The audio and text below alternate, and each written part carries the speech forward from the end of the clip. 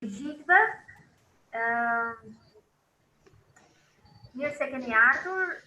Shikoj që numrat ndërkohë po shtohen këtu tek pjesëmarrësit që po na bashkohen. Megjithatë, për të respektuar kohën, mendoj që do të fillojmë.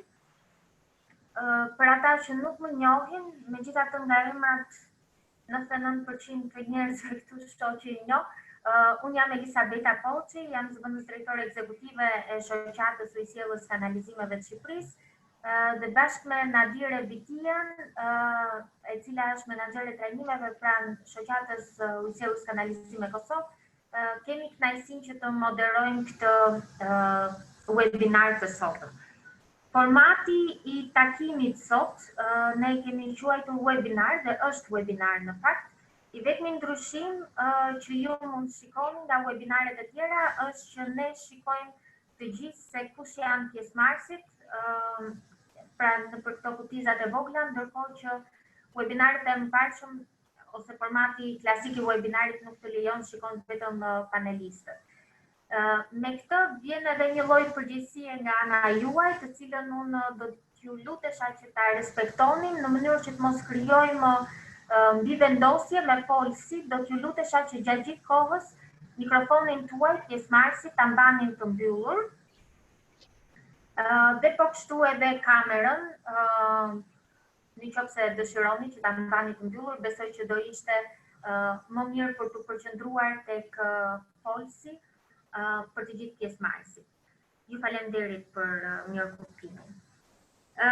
Sikur se është njoftuar, webinari sot do të jetë në të dyja gjuhët, në gjuhën shqipe dhe do të ketë përkthim në anglisht. Përkthimin ju lutem ta aksesoni tek butoni poshtë, tek të gjithë këto butonat poshtë që shikoni në fund të ekranit tuaj. Nëse jeni nga kompjuteri, nga telefoni, kam përshtypjen që duhet t'ju dalin lart, është një buton që është në formën e globit, lexoni interpretation. Klikoni atë, për anglisht folësit përzgjidhni kanalin në anglisht. Për shqip folësit, sepse ne do të kemi folës, anglisht folës, kështu që do të ketë përkthim në shqip, ju lutem përzgjidhni kanalin shqip. Në fakt, shqip është me nën flamurin Spanish, spanjoll, sepse nuk na lejon platforma që të vëmë flamurin shqiptar. Dhe gjithashtu mbani dhe off, klikoni këtë shenjën off në mënyrë që të mos dëgjoni të bi vendosur dhe përkthimin në shqip edhe anglishte. Ne jemi të lumtur në fakt që kemi një pjesëmarrje kaq të gjerë sot, ashtu sikur se ne kishim shpresuar, kemi një përfaqësim në nivele të ndryshme të sektorit. Po kështu shikoj që kemi përfaqësim edhe nga shtete të ndryshme, jo vetëm Shqipëri, Kosovë, shikoj kolegë nga Maqedonia e Veriut dhe më vjen shumë mirë për këtë. Kemi përfaqësues nga Shoqëritë UK për t'i listuar shumë shkurt, nga pushteti vendor, institucione të nivelit qendror, klientët rregullatore të ujit në të dy vendet, por edhe përfaqësues të institucioneve të tjera qendrore, profesionistë të sektorit, përfaqësues të komunitetit të donatorëve, të institucioneve financiare dhe në fakt edhe partner nga shoqatat në rajon, shikoj shoqatën e Maqedonisë Veriut dhe po mundohem të shquaj edhe dikë tjetër, dhe përfaqësues nga shoqata e Danubit, International Water Utilities Association in the Danube River Catchment Area. Mirë se keni ardhur të gjithë, edhe tani dëshiroj të kaloj fjalën Nadirës për pjesën tjetër.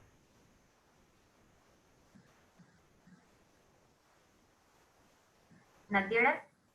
Beta, faleminderit të nderuar kolegë, bashkëpunëtor të gjithë të pranishëm edhe nga ana jonë mirëseardhje në këtë webinar që SHUKOS dhe SHUKALB po organizojnë së bashku me temë plani i sigurisë dhe menaxhimi i krizave.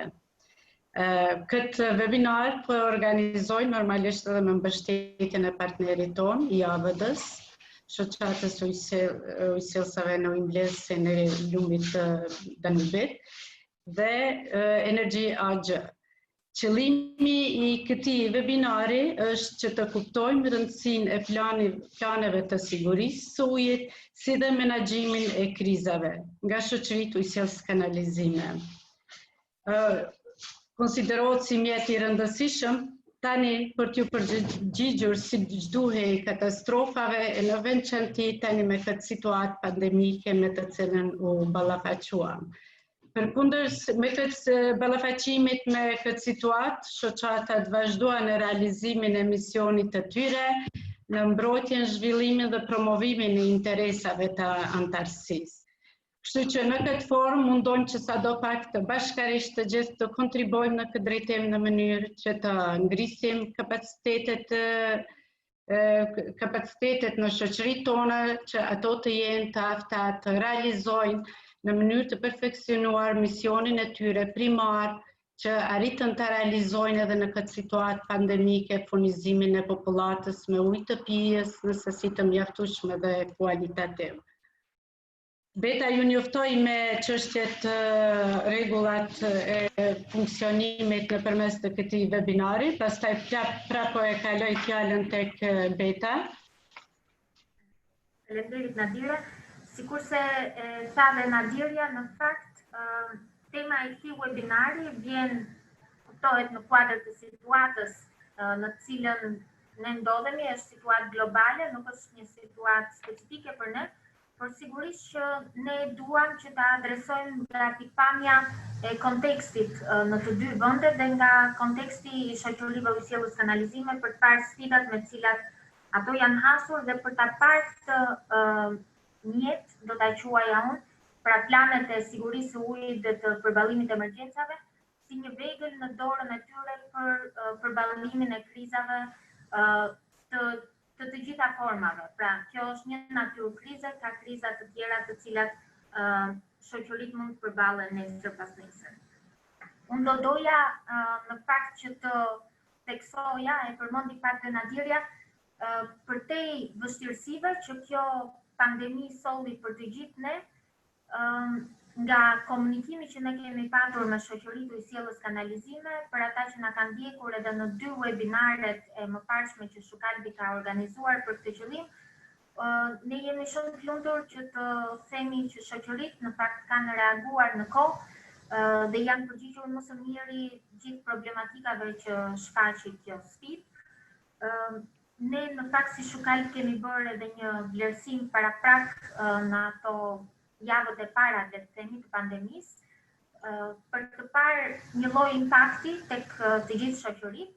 Këtë vlerësim ju besoj pjesa më e madhe këtu të paktën siç shikoj unë, duke qenë se keni qenë pjesë edhe e webinareve të mëparshme, ne e kemi ndarë me ju dhe po kështu ndodhet edhe në faqen e website-it të SHUKALB. Kuptohet impakti ishte i disa formave, një impakt financiar i menjëhershëm, për disa shoqëri ishte më i madh se sa për disa të tjera. Kjo kuptohet edhe nga karakteristikat që ka çdo shoqëri. Gjithashtu sfida të tjera që kjo krizë solli kishin të bënin edhe me pjesën operacionale të shoqërive në mënyrën se si ato duhet të përshtasnin punën e tyre, kohën kur punojësit mund të punonin e kështu me radhë. SHUKOS ka bërë gjithashtu një vlerësim të disa nga sfidave që ka sjell kjo krizë dhe unë do të kaloj fjalën Nadirës për të ndarë disa gjetje paraprake. Pra bazohen në një vlerësim bërë nga të dy shoqatat, rezulton që shoqëritë ujësjellës kanalizime në fakt kanë reaguar mjaft mirë në këtë situatë pandemike dhe normalisht që të gjitha këto u ballafaquan me vështirësi financiare, kishte impakte dhe për disa shoqëri ishte më i ndjeshëm ky ndikim financiar, për disa të tjera pak më pak. Mirë po, përkundër të gjitha këtyre, ujësjellësat arritën të tejkalojnë këto sfida dhe arritën të ofrojnë shërbime të furnizimit me ujë dhe shërbime tjera.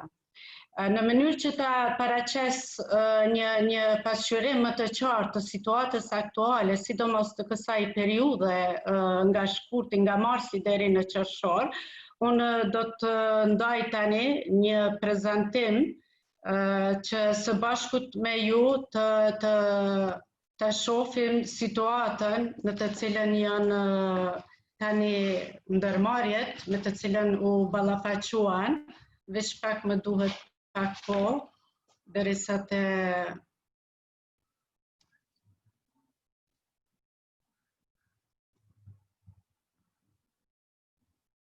kom hapër. Se di apo shifet, apo jo, share. Jo. Po, tani duket në dyre. E kishe, po. E kisha, se une e shisha vetëm foton time, shifet tani? Ja, një moment. Presim pak.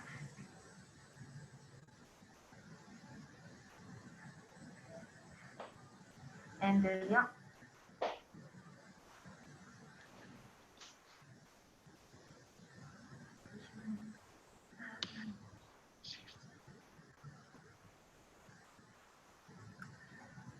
Po besoj që tani po. Është tani? E shifni, struktura fytësorit ishte mbështetur në 5 elemente kryesore. Në më fal, është prap fotoja jote në fakt. Do me thënë, është share screen, por nuk shikohet prezantimi.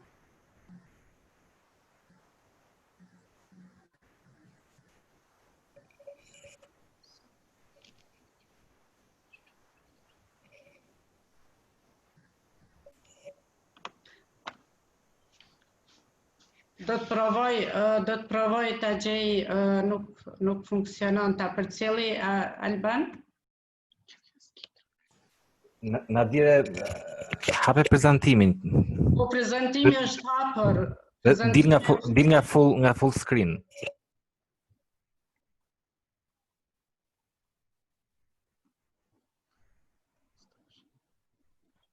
Si duket nuk po kemi pak.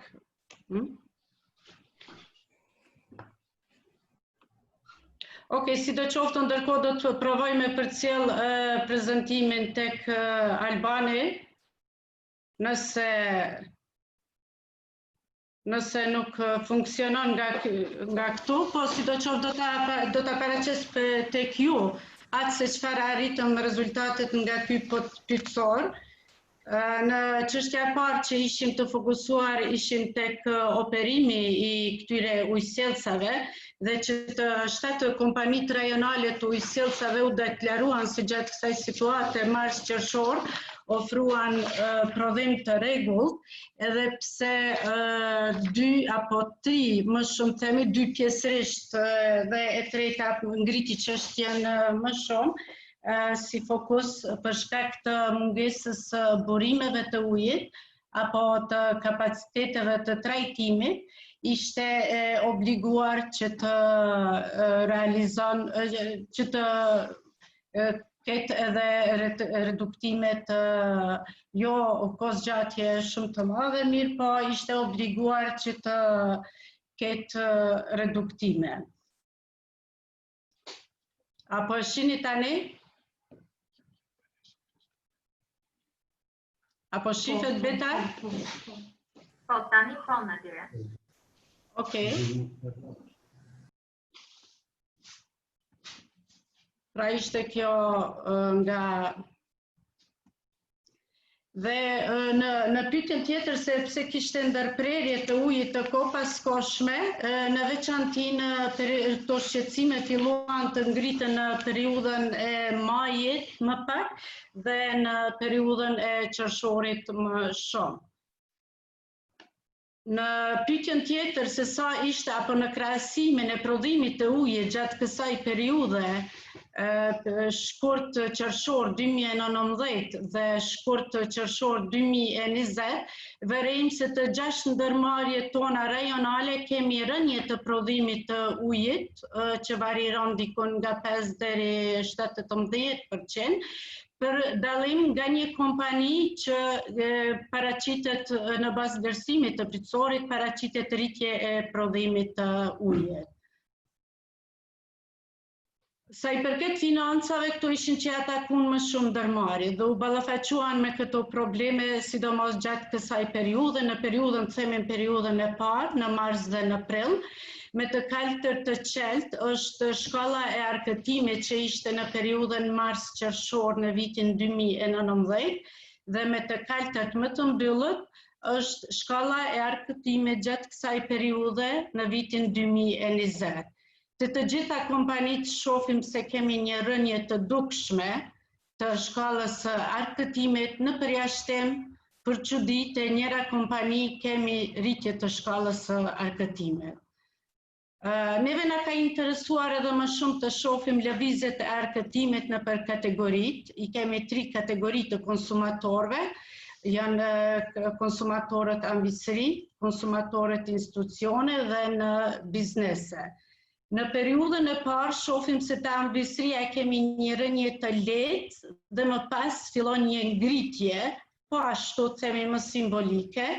Te bizneset është një stabilitet, është një rënje e lehtë, prap një ngritje e lehtë për dallim nga institucionet publike, ku në periudhën mars-prill kemi një rënje të dukshme, rapide themi në këtë periudhë, për pagesën e faturave të ujit, për të filluar në ngritjen e muajin maj dhe në muajin qershor kemi një ngritje shumë të lartë, normalisht duke marrë parasysh se kanë kryer edhe obligimet për muajin mars dhe prill. Edhe në mënyrë që të kemi një pasqyrë më të qartë me situatën e kompanive, pashtu bëm edhe një analizë të shpenzimeve për një periudhë 2 mujore të vitit 2019 dhe vitit 2020, dhe po ashtu në këtë grafik shohim një rënje të lehtë të shpenzimeve. Domethënë kompanitë tona ishin detyrimisht të detyruara që të bëjnë të menaxhojnë situatën dhe të kenë kontrollin e tyre financiar, që të jenë të afta të sigurojnë furnizimin e popullatës me ujë të pirës. Përveç këtyre 2 çështjeve, ne po ashtu ishim më shumë të interesuara që të ndërlidhim edhe pyetësorin ton me temën të cilën po e trajtojmë sot. Ishim të interesuar të dimë të nxjerrim më shumë informacione nga ndërmarrjet. Në përgjigjen se sa ishin të afta të mbulojnë shpenzimet e tyre të operimit, mbi 50% deklarojnë që ishin të afta të mbulojnë këto shpenzime, derisa 42% theksojnë që ishin të afta të mbulojnë pjesërisht. Në nënpyetjet tona se ishin ndërmarrjet tona të afta të vazhdojnë me investimet e tyre të planifikuara që i kishin para pa në këtë periudhë, që nga të gjitha ndërmarrjet marrin përgjigjen që jo. Është fjala për periudhën mars në qershor. Po ashtu një masë tjetër e rëndësishme nga qeveria jonë, e cila ka qenë shqetësimi paraqitur edhe nga SHUKOS-i, ishte aplikimi i pakës emergjente apo përkraja mbështetja financiare këtyre ujësjellësave. Qeveria ka aprovuar një masë të tillë dhe ka aplikuar pakën emergjente. Në këtë mënyrë ne ishim të interesuar të dimë se sa e kanë shfrytzuar anëtarësia jonë këtë pako emergjente. Kishin aplikuar të gjitha ndërmarrjet, për çudi kishin marrë ndihmë vetëm 2 ndërmarrje, 5 të tjera jo. Po ashtu interesi jonë ishte edhe në fokusimi jonë në cilësinë e ujit. Dhe ju bëm pyetje se ka qenë monitoruar në vazhdimësi cilësia e ujit të pijës të shpërndar nga këto sisteme dhe po ashtu kanë qenë në bashkëpunim gjatë tërë kohës me Institutin Kombëtar të Shëndetit Publik. Përgjigjja nga ta mirët po është 100% nga të gjithë.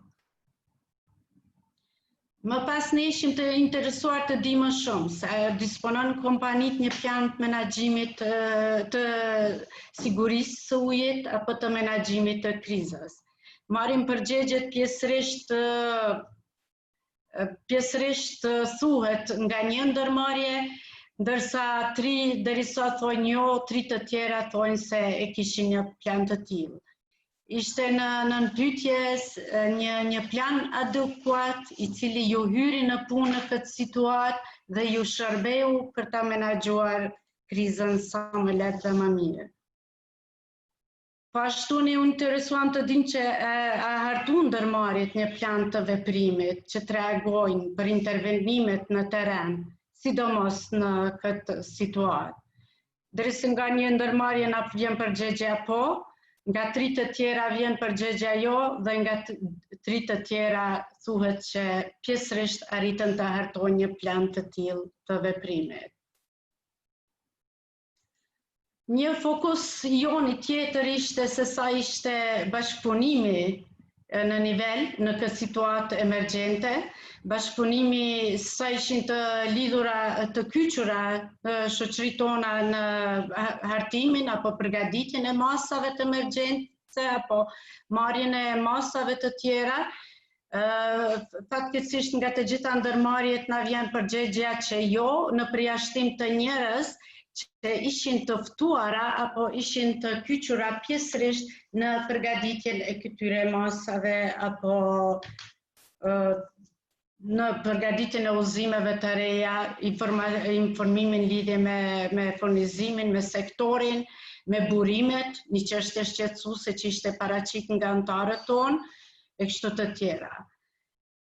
Sa i përket bashkëpunimit i shoqërive me nivelin lokal, po ashtu e kemi interesant, një rezultat interesant, njëra nga ndërmarrjet prap na thot se kishte një plan të përbashkët të emergjencës përgatitur bashkarisht me nivelin lokal. 3 të tjera në thonë që fare nuk e kishin një plan të tillë të përbashkët dhe 3 të tjera thonë që ishte një bashkëpunim pjesërisht i kënaqshëm, jo i mirë. Dhe pyetja jone e fundit ishte se sa jeni të interesuar të kemi të hartojmë një plan të sigurisë të këtyre sistemeve dhe të menaxhimit të krizave, ballafaqimit me kriza të ndryshme natyrore, duke marrë parasysh edhe këtë krizën me të cilën vazhdojmë të përballemi ne me të, morëm përgjigje nga të gjitha shoqëruesës kanalizime po.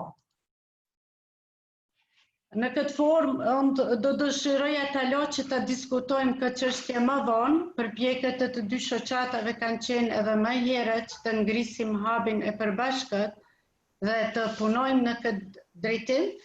Mirë po besoj që edhe ky webinari sotëm do të na ndihmojë të debatojmë së bashku dhe të dalim me një kërkesë apo me një uzus tonin të përbashkët se patjetër duhet të mendojmë dhe të punojmë në këtë drejtim, duke marrë parasysh se është një mjet mjaft shumë i rëndësishëm për funksionim normal të këtyre sistemeve.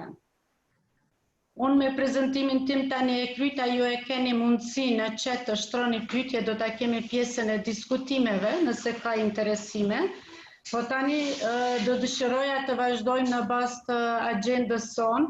E kemi zotin Kristian Plomberger, jemi koleg me zotin Kristian, kemi pasur rastin që të ushtroj edhe rolin e të trajnerit para 2 viteve, ku një grup i personave nga Kosova ishin në trajnim në Vjenë, dhe më pas kishim një rast të organizimit një workshopi promovues për menaxhimin e situatës në një krizë të veçantë. Ishte një krizë tjetër për dallim nga kjo sot, mirë po besoj që ju ka shërbyer mjaft shumë përfaqësuesve që kanë qenë pjesëmarrës aty.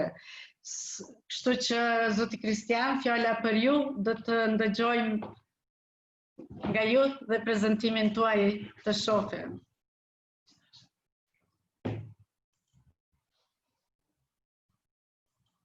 on. So thank you very much, Nadire. I hope everyone can hear and see me. Very good, because I think I hear the English now, but that should be correct. So I don't hear you, but you hear me.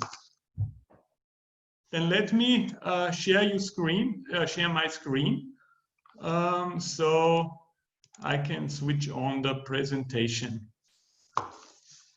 Here we go. I hope you can see it. So somehow I have to get to this switch. There we are, yes. Water safety planning and crisis management. Just a few words about my person. My name is Christian Ploberger, coming to you today from Vienna, from the University of Applied Sciences. And I've been doing crisis management and risk management programs for 20 years now. We were able to win a contract with IAVD World Bank in 2017 about this program, water safety and crisis management. At the time, we have begun to implement a very, in my opinion, very successful program, which has already a few full implementations done. Now you see the little queue up here, which means there is a question that would be question number 1, and my colleague will put in the question now. Should come to this. I think I have to stop my screen for that, if I'm correct. Yes. So it's a simple poll, just stating what your general occupation as an organization is, what kind of utility you are. So I will leave a few seconds for answering the question. Të sqaroj diçka vetëm për pjesëmarrësit. Domethënë pyetja në fakt është, sepse është një përkthim nga anglishtja, cilat shërbime ju përfaqësoni, ha? Jo përdorni. Është pra çfarë përfaqësoni sot? Që besoj shumica jemi furnizim me ujë, kanalizime.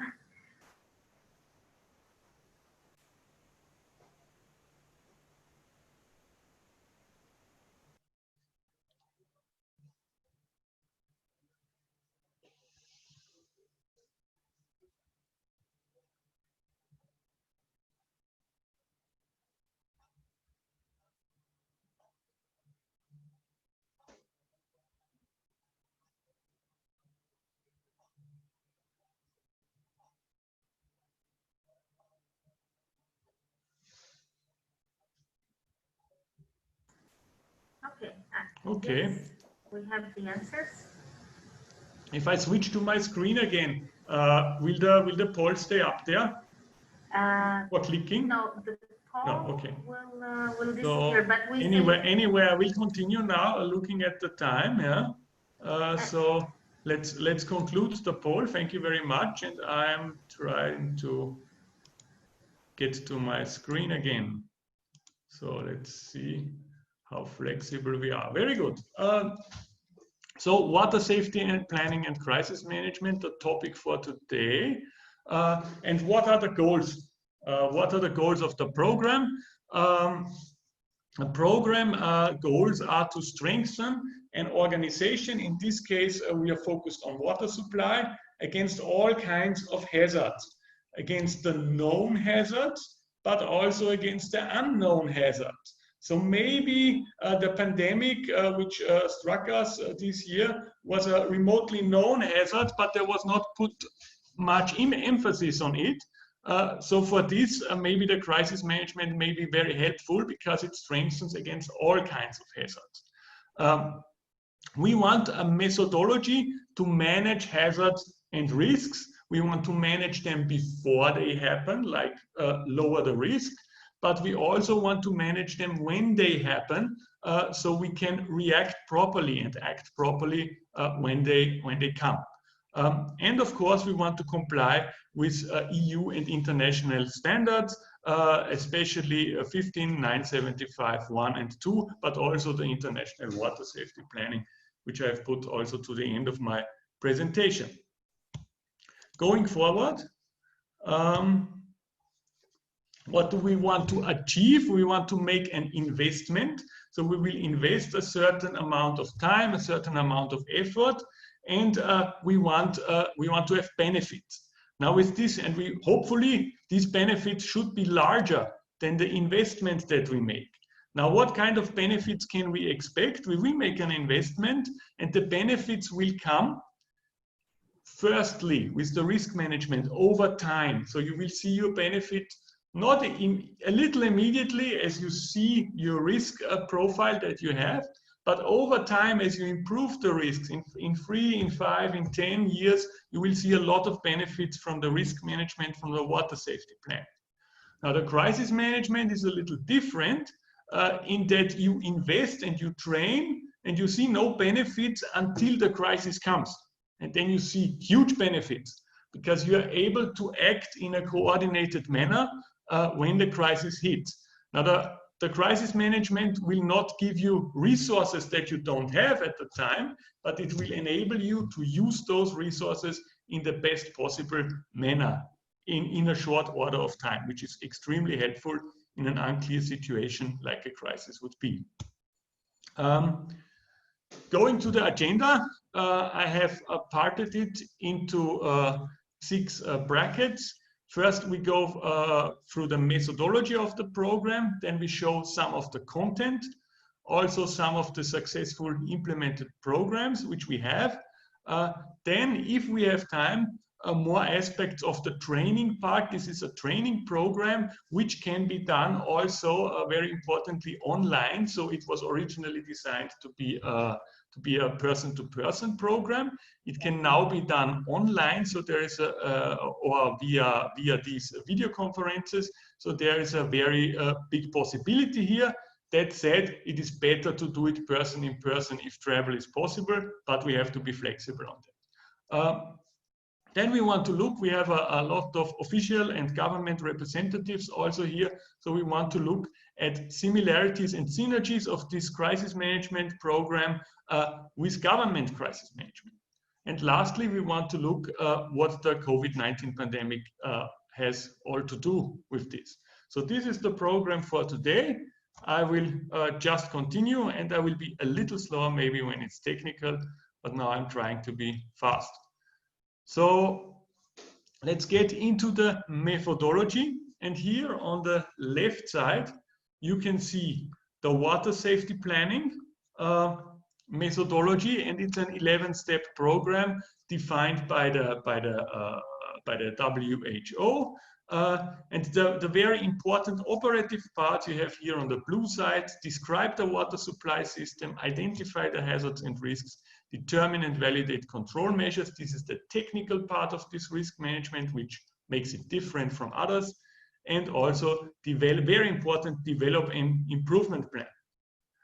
Another important thing is this is about drinking water, but we have amended it so that it can be used also for, I'm trying to put these away. Now I have to let people in, okay. So we have amended or extended the program. It is also available, very importantly, to wastewater, but also to many other utilities, electric power, gas, public transport, solid waste, can be handled in a modified version of this program, but it can be easily modified.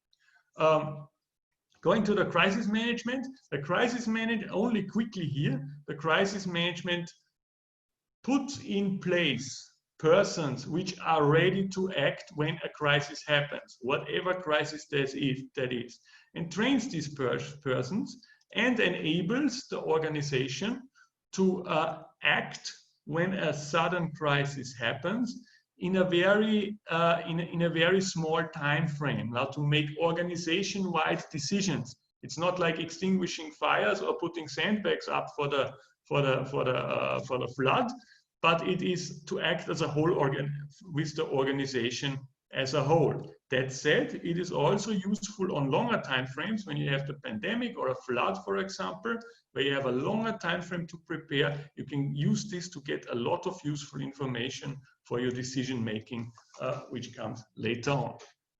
Okay, so much for a few general points.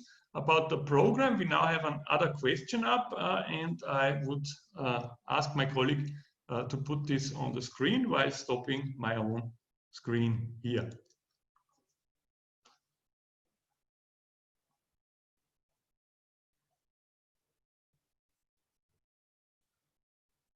So this is about, if I have it correctly, is about, do you use risk management tools in your organization or not?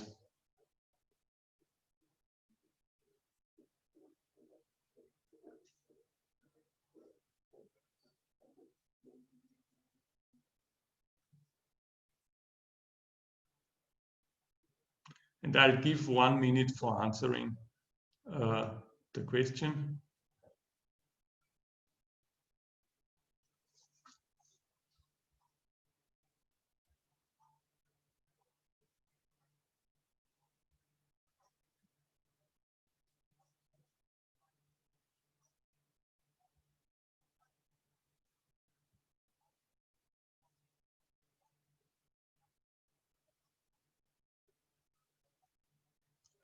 Okay, thank you for your answers. So 60%, I think, said the upper one is the no, I think, yeah. I'm not sure. Yeah? And 40% said the upper one is yes. The upper one is the yes, okay. Because it's red, yeah. So I had it differently. And so 60% have some form of risk management, which is good, and 40% say there might be some room for improvement here. Okay. That said, it would have been nice if you had included also not applicable, because we don't do this, for example, in a government institution. It's more applicable for utilities. Yes, you're right. Thank you for the notice. I had this. I had it in the other question. Should be also here. Thank you. Yeah. Mm-hmm. So yes, let's go on. Few things about the water safety program. I only not going into the details. The water safety program enables you to somehow get this away. Wait a second. Sorry. So, okay. The water safety planning enables you to identify your risks. Then you will score the risks, but this is in reality not so important. What is important is that you observe your risks on a yearly basis. So you look at them in year number 0, and you have them all up there. And the risks have a status. Is it green? Then you have done everything that's necessary and possible to minimize the risks. Is it gray? You cannot do much about it. Maybe it's the earthquake risk. Yeah? So it's not in your power to do something about it. Is it yellow? You can do something about it. Is it red? You have to do something about it urgently. And your experts will monitor these risks along with control measures and everything that goes with it. But importantly, these risks, they will monitor it every year, and hopefully in the next year, if we have taken some measures, the risks might go from yellow to green, or from red to yellow, or also green. And you will not have all the yellows gone in 1 year, obviously, because it takes investment and time. But over time, you will be more and more green. And we see this in the organizations that have actually implemented this over a longer time. And this is a way to strengthen your resilience against any kind of crisis. Could be the pandemic, could be the flood, could be the earthquake, could be regular pipe bursts, whatever the problem might be. And if you don't have the resources to cope with it, then you at least monitor it and see the status of your risk. That's water safety planning. That's the long-term benefit of it. Going to the crisis management, here we go. I've been already talking a little about this. Let's put it maybe up here. So the benefits of crisis management, or the main benefit, is if some event strikes you that you have not been preparing for in a specific manner, but you have prepared in a general manner because you have your crisis management. You have your fields of assessment. You have people who will assess the threat at the time. You will people who will assess the operations. And you will have people who will do the communications and who are trained to do just that in this situation. So you have them pre-trained, and then they can act in the situation. They can get your maximum operational power at the point when the crisis hits. You are quick. You will be quick. Thank you for the questions. You will be quick to act and react to the situation. And you also have the connections, the very important connections to the officials, which are part of the local government or regional or state government crisis management. You will have them also on board because you have established the contacts through multiple exercises and through general tending to your crisis management program. So we have the other question up here. This is about, I think, yes, if the risks management which were implemented had also a financial aspect to it, which most risk managements have. The water safety planning originally, no, you could put it in. And the same goes for the crisis management. That question actually came up with the programs we implemented. So you could have another staff function here, which focuses on the financial impact of the crisis, and then you would cover it just in the same methodology. Maybe you have a larger time frame on your financial problems, and the more technical things are the immediate things that have to be covered. So we see here on the poll that we have a lot of some technical focus, and non-applicable we have had a lot. We had non-financial, but the question came up, so I mentioned it here. Okay, let us move on. Maybe allowing for a little break at the next question. Sticking a little to this, how much time do we have? We have a little more time. The main benefit of the crisis management is when some unforeseen event strikes you and you go to solve the problem with your crisis manager and your team, and you have just assembled them right now with no preparation, then you will likely get very random results when you need them. When you have prepared the methodology of how to get information in a short manner of time, it might be days also, but might be only half hours, yeah? Depending on the situation. You have a landslide, it's probably more like half hours. Yeah? You have a pandemic or a flood, it's maybe like days, yeah? What you have. So you have trained people who will prepare the information, who will not just come to the table unprepared. It's not their fault. They have not been trained to do this or set up to do this. And presenting just what they know at the time, but they will take time to gather specific information and use this information for you to make better decision making. That's the essence of crisis management. And also you get documentation, state of the art, so you can document on how you got to your decisions later on, a few weeks later, when everyone knows everything better. Okay, so much for the methodology. So we had the question a little earlier. I give you just a few seconds to breathe, and also the interpreter.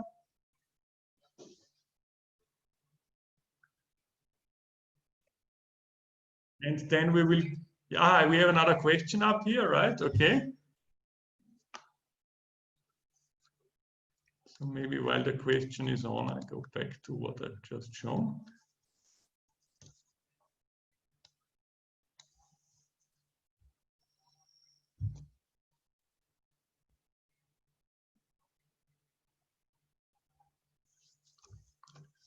I will have to take a quick look. I think this is the first crisis management question already.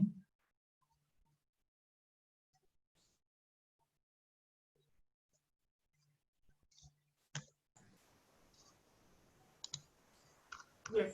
Let's see the question. Do you use crisis management or emergency management procedures in your organization? I think it was that question. Yes, that's the question. And I can see the answers already. So it's pretty even. Some use emergency, some use crisis management, some use none. It's actually exactly even, yes? So we get a little more answers, but I would be closing it now anyway, so we can move on with the program. Thank you for your answers. Yeah, so it's interesting. So we have some crisis management actually in here. Yeah? I will share my screen now again.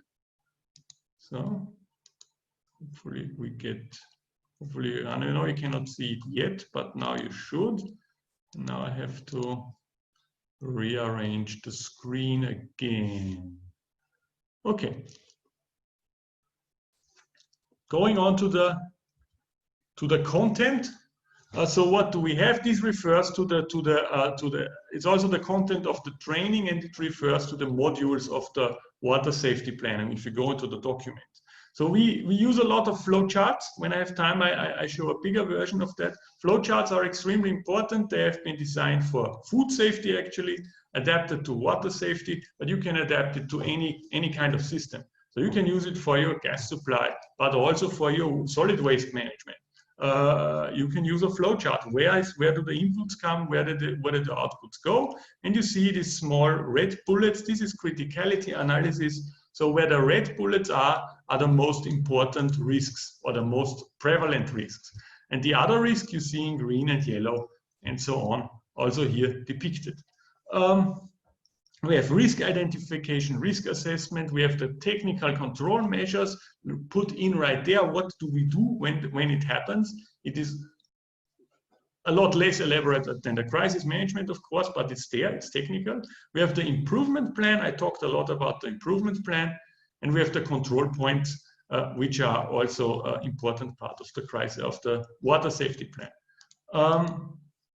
Going to the crisis management, I will take the time here to show it has three main pillars when we implement it. So what you get is you get a crisis management manual, and I have this one here. It's the sample crisis management manual. It's a blueprint for a crisis management manual. The real one is specific to each utility. So you have a different organization. I will go to the organizational chart. You have a different organizational structure. So you see that the departments depicted here, these might be different for each organization. Even the staff might look different. So there is variability in there. And you have also different kinds of alarming procedures, which you see here, only very quickly as a glimpse. Do we have a dispatching center? Is it on duty 24/7? What kinds of levels in the organization have we? Who can decide on declaring an emergency or crisis? And so on. So this is what you have in your crisis management manual, which needs to be defined on the practical implementation of the program. Going back to the slide, we also do, and maybe I have time later for the pictures, we also do a lot of basic training where we train the staff functions to fulfill their functions, which I just described. So this is scenario training. You get your flood, we even had the pandemic scenario back in 2017 when no one was talking about it. When this basic training is done, everyone knows how to do his own role. Then we do the crisis management exercise where we again come with a scenario and train on the live scenarios. We have a lot of live scenario, over 50%, let's say 60, 70% live scenario training in this training program included. Okay. Talking about live scenario trainings, I can give you a few pictures of what we were able to implement programs that had crisis management and water safety programs. Here you see the flowchart on the downside, yeah, and you see the crisis management, which is paper-based. It is paper-based because you can use computer tools, but it is paper-based because you don't know in the crisis if you will have your electric current ready or no. So this is a very important thing to keep in mind. And you see all these flip charts on the wall, which depict you the actual situation. And with those flip charts, they're very small here. Yeah?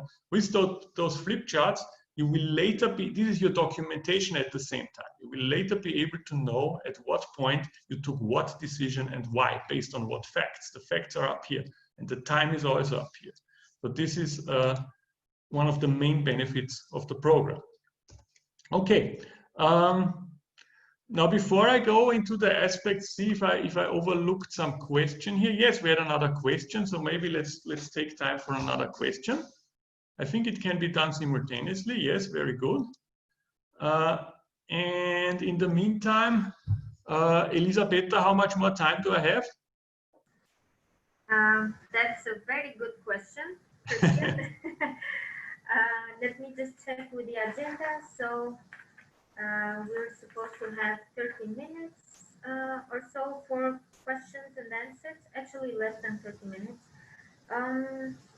Well, you have, I would say, 15 more minutes. That's well, cool. 10 minutes. But 10 minutes, okay. Then we have to go. We have to go a little quicker. Yeah. Yeah.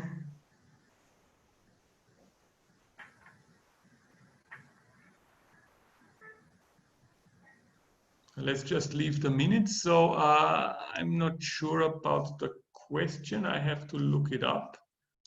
I think it is, do you have written emergency or crisis management procedures?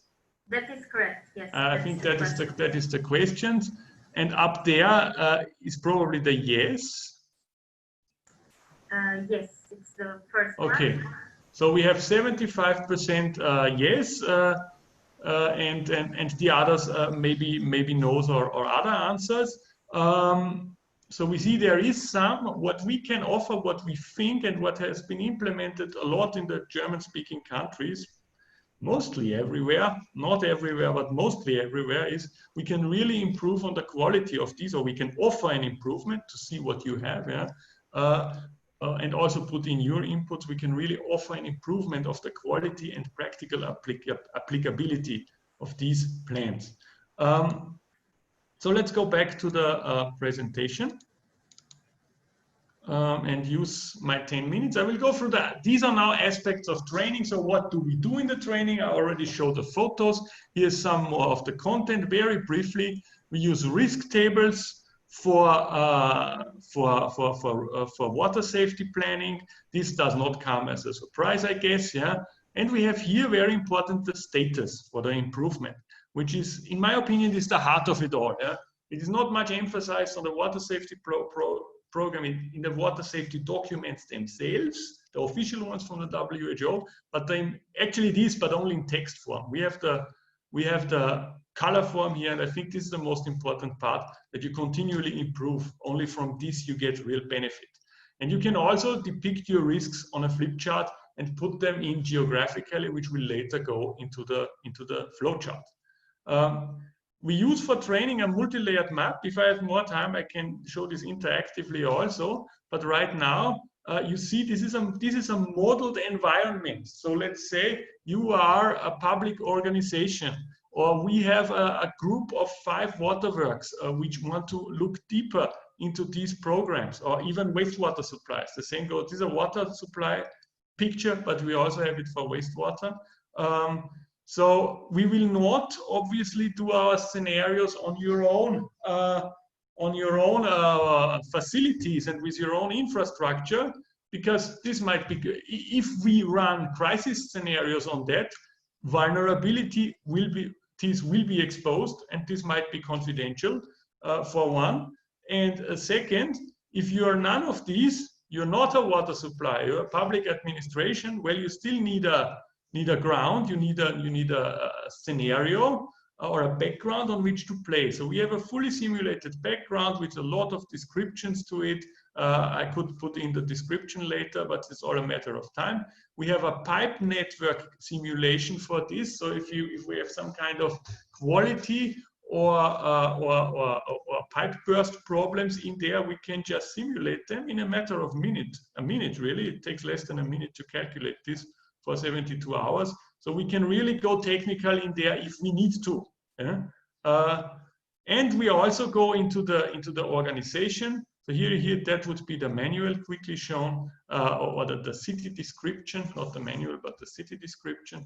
And we have a detailed model water company, which also has wastewater with all the personnel. So if you go into pandemics planning and things like that, you can use this as a background, as a generalized background.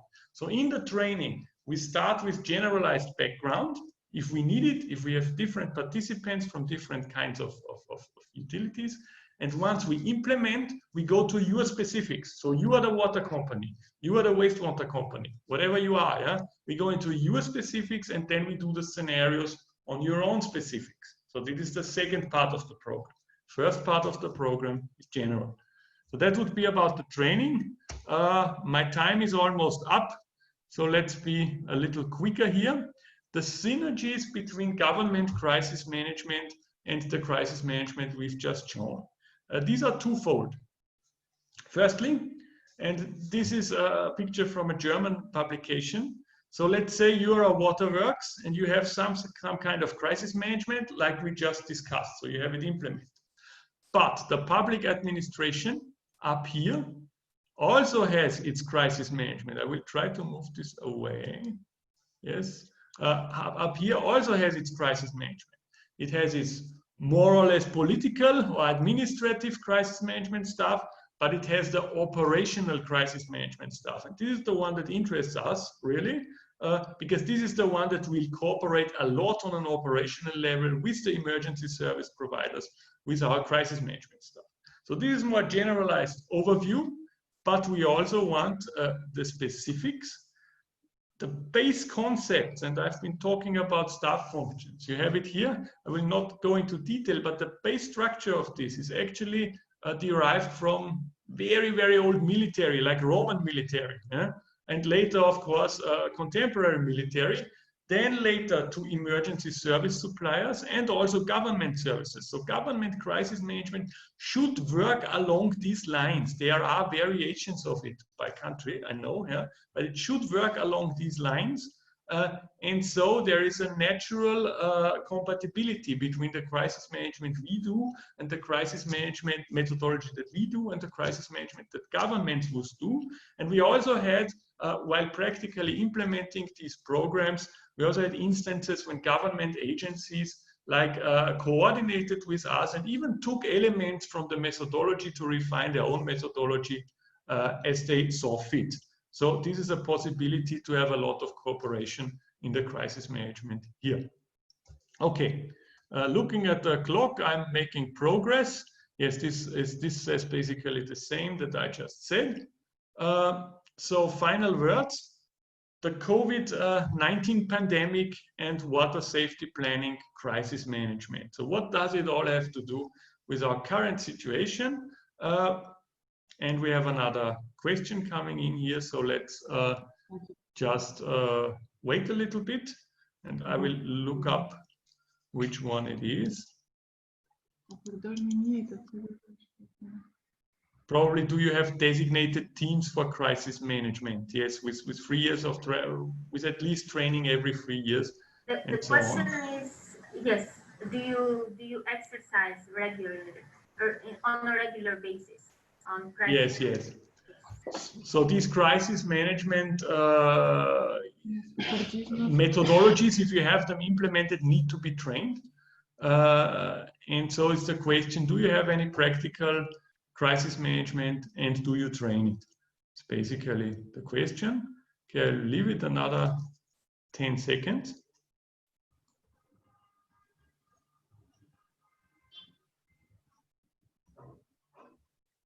Thank you very much. So we have a lot. So some said yes, one said yes, and 10 said actually we don't train on these intervals that were given here. These are, I must say, these are minimum intervals for good crisis management. Yeah, everyone should train this thing if you have it at least every 3 years, or you start forgetting. Yeah? It's just the way it is. Yeah, so that is why these trainings are necessary. Okay, I'm going back to the presentation for the last few slides and see that we can get a clear screen. Yes, so here we go. What does it all have to do with the COVID-19 pandemic? So these procedures, the water safety planning, not so much anymore. It's a little bit too late for that. We're too far into the crisis. We are 4 months into the crisis. That's a lot. It's a very long running crisis, yeah. And you have to implement these programs, which takes a little while. What it can do is help you along if needed. If still needed, that depends on where you are. Everyone has his measures now, hopefully. Yeah? It can give you a little extra structure in your crisis management, especially when you get unexpected turns of the situation, which you have not expected. That's when your crisis management helps you the most. What it surely will do is we have to think a little ahead with all these programs. The next crisis is 99 out of 100 not a pandemic. Now we have the pandemic. I'm not saying the next one is not another pandemic, but it's very unlikely. The next one is a flood or is a power outage or is an earthquake, whatever it might be. So you will strengthen your organization against this crisis, and it would have been very effective to have this for the COVID-19 pandemic. And many of the companies where we have implemented that had it actually and used it very much in this crisis. They all said pandemics never comes and so on. And even we were somehow non-believers, but we always had it on the program. Now it came. And there are more aspects of it. You can and should, for the pandemic specifically, you should use a phased approach. The pandemic comes in phases, in distinct phases. First, it is somewhere in the world, and we saw it in China, and nobody knew, will it come to us or no? Then you have it in your country. Now you know it comes, yeah? Then you have it in your city region, or even in your own company. Next one is, you have it in your own company, and then you have the recovery phase. Now, these phases can differ, also depending on what your own government defines as phases. You should be compatible. You can change the phases, but the phased approach is very useful, and you see it here. This is an old pandemics plan from 2005, made for the influenza pandemic, but still useful. And you see here, normal operations. It's a German one, actually. Yeah? You see crisis management right here. Now you use your crisis management. We could go into more detail, but we don't have time. Over these phases. So what do your staff functions do in the observation phase, in the acute phase when the cases come in, and in the after phase? And how do you get back to normal operations? So this is the tangent that all this has to crisis management. Okay, let's see what else we have. Quick resume. Another question. It's a good time. Thank you very much. Yeah.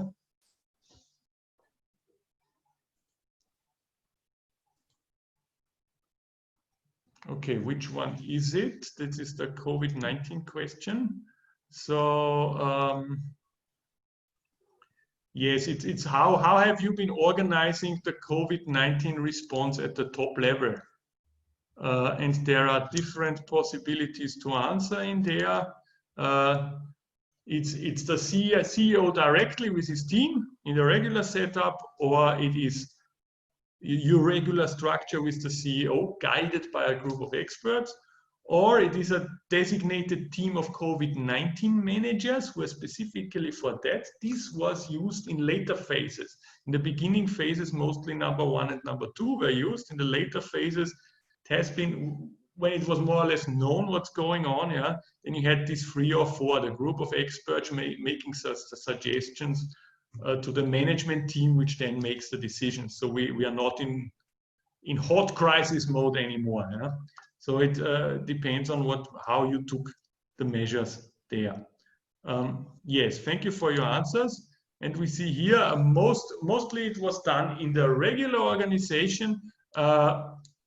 Now you can do it like this, yeah. You probably knew little about it at the beginning, but that's normal. The crisis management would have helped you to get more information quicker, but you still managed because you had a lot of time. Hopefully good. In this crisis, you had a lot of time. In other crises, you have much less time. And it gets even more important to have a structured approach. So let's go back to the last slides. Which are here. And see what we got for a resume. We wanted more benefits than investment. We wanted to have large benefits when the crisis hit. So what are the benefits? You prepare for hazardous incidents before they happen, and you know your vulnerabilities, and you can make priorities, like informed priorities. Everyone will make priorities, but you have informed priorities now. Where is it really necessary compared to the others? That's what you get. You continuously, here's the most important part, you continuously improve your resilience to known risks. The water safety planning can only cover you against known risks. The risk you can foresee. The ones you cannot foresee, you cannot cover with your water safety. You can cover them with the crisis management. Increased awareness for vulnerabilities that you get in both, because in the crisis management, you train on your vulnerabilities live, and in the water safety, you try to fix them over time.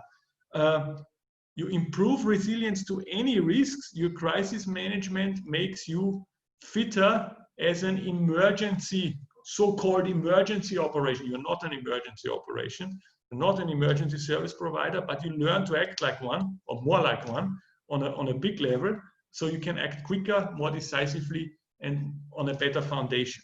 And you have rapid, coordinated, state-of-the-art response when risks materialize. So these two go together. The water safety reduces your risks, and you cannot reduce all your risks to zero. So when the risks happens, you have your crisis management and a lot of benefits from this. These are the benefits. References to the relevant norms you find in there, which you all cover. The first one you cover mostly, and I should have put the WHO water safety planning also in there. You covered this fully. You covered this one fully and this one fully. These are the water-related crisis management and risk management European norms. And this one to a good part. Continuity management is a little more. If we have more time, we can talk about this.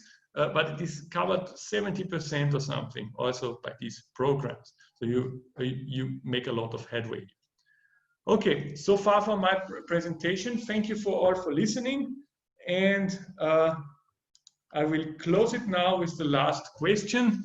It is quite similar to what SHUKOS had asked at the beginning. So did you have financial, it's again a financial tangent, did you have financial losses of more than 5% over any given month during COVID-19? Yes or no?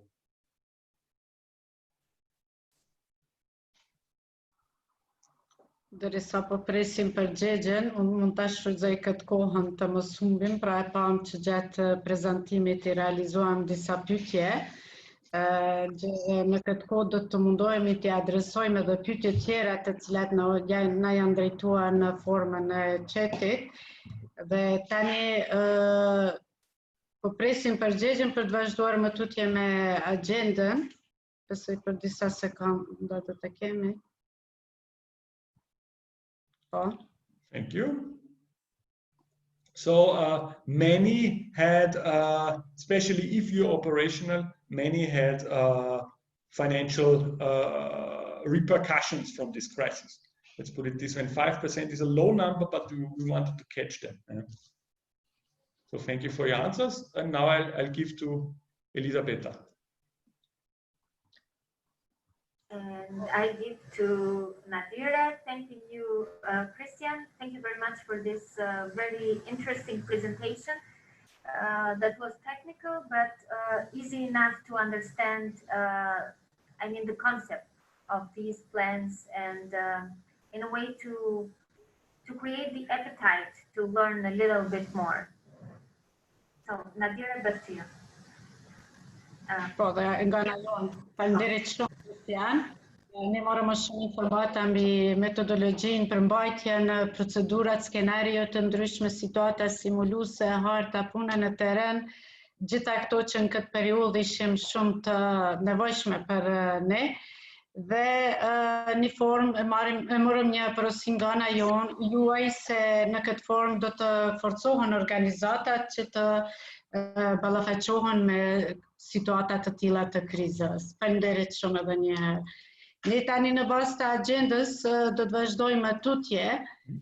Fillimisht do dëshiroja t'i falenderoj për përkrahjen e të dy shoqatave nga spektri institucional vendor të dy vendeve, dhe për këtë arsye edhe sot I kemi dhe kanë shpreh gatishmërinë na ndihmojnë dhe të jenë me ne. Kemi përfaqësues të rregullatorëve nga Kosova dhe Shqipëria dhe përfaqësues e nivelit qendror të Kosovës, po ashtu edhe nga Shqipëria nga niveli lokal. Do dëshiroja të filloj me Ndriçim Shanin, kryetari I autoritetit rregullator në Shqipëri. Ndriçim, faleminderit së pari për përkrahjen bashkëpunimin ton, fjala për ju.